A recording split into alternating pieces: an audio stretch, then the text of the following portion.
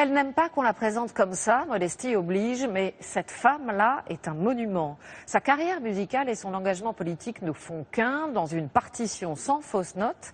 Reine de la folk, découvreuse de Bob Dylan, égérie de Woodstock, mais aussi figure de la bataille pour les droits civiques, opposante infatigable à la peine de mort. Sa voix compte dans tous les sens du terme et elle vient à Paris à l'automne pour une série de concerts à l'Olympia. Voici maintenant l'invité des 5 dernières minutes. Et cet invité, c'est Joan Baez. Bonjour, merci vraiment d'être ici avec nous sur le plateau des 5 dernières minutes. C'est un honneur et un plaisir de vous recevoir ici.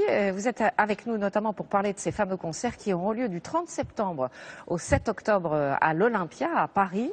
Je le disais, votre voix porte, elle est très attendue. Qu'est-ce qui vous fait réagir aujourd'hui? On imagine que vous avez été très sensible, par exemple, à l'enlèvement des 223 lycéennes au Nigeria. Je pense que la seule chose positive qui en ressort, c'est que la réaction du monde est absolument stupéfiante parce qu'il s'agit d'enfants.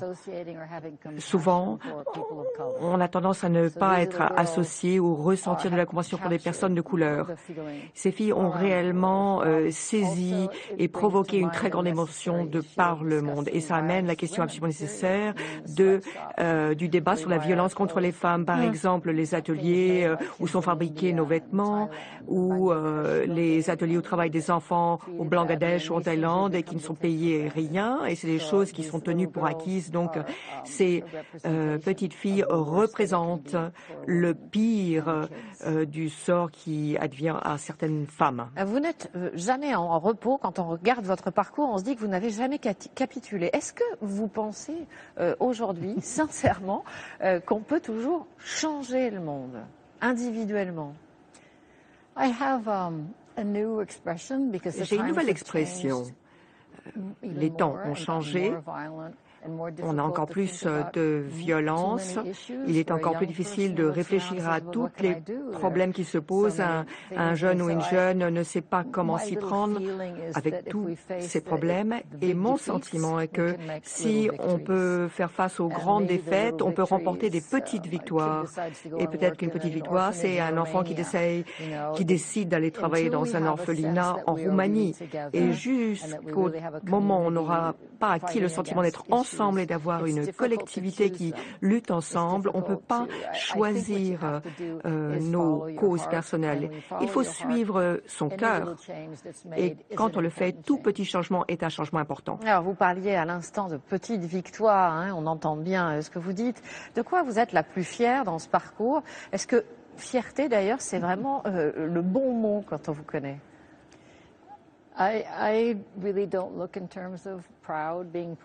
Pour moi, il n'est pas question de fierté.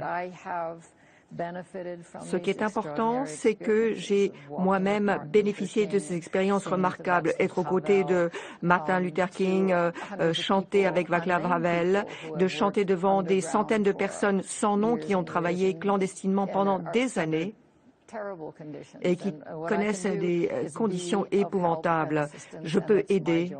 C'est pour moi une joie. On vous voyait à l'instant là sur ces images d'archives avec Martin Luther King. À quel moment vous êtes sentie la plus utile? Et est-ce que d'ailleurs c'est pas maintenant, aujourd'hui, que vous vous sentez la plus utile?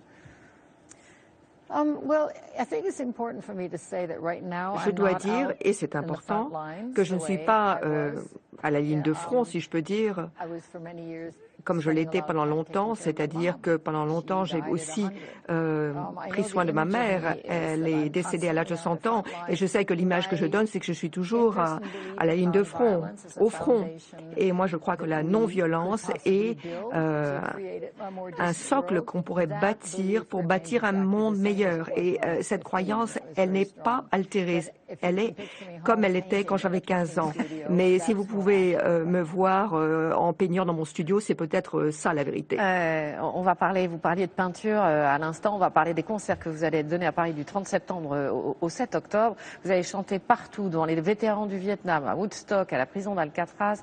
En quoi c'est important aussi pour vous de venir chanter ici à Paris, à l'Olympia, et quel rapport vous avez avec ce public français? Paris a toujours été un lieu privilégié pour moi. Lorsque je suis venue en Europe pour la première fois, j'ai connu une explosion, la rencontre des gens, la rencontre de Paris. Et il se passe quelque chose quand on aime vraiment un lieu, quand on aime vraiment les gens. Et qu'est-ce que je ressens en ce qui concerne les concerts de l'automne? Ils doivent être formidables, ils doivent être frais, ils doivent accrocher le public français. Il faut vraiment que ce soit spécial, unique. C'est mon travail. And you do it very well. Alors vous allez nous faire justement un immense plaisir. Je vais vous demander d'aller rejoindre le micro. D'abord une question, vous avez décidé de nous chanter Imagine de John Lennon. Pourquoi cette chanson? Yeah. Why that song? Pourquoi cette chanson? C'est simple. On m'a dit, connaissez quelque chose que tout le monde connaît. OK. D'accord? Oui, bien sûr, avec plaisir. Merci beaucoup, John Baez. On va vous écouter en direct, donc nous chanter Imagine de John Lennon sur le plateau du Trésor de France 2. John Baez qui sera donc à l'automne à Paris du 30 septembre au 7 octobre à l'Olympia. Imagine there's no heaven. It's easy if you try. No hell below us, and above us only sky. Imagine all the people sharing all the world. Oh, you may say we are dreamers, but we're not the only ones. I hope someday they'll join us, and the world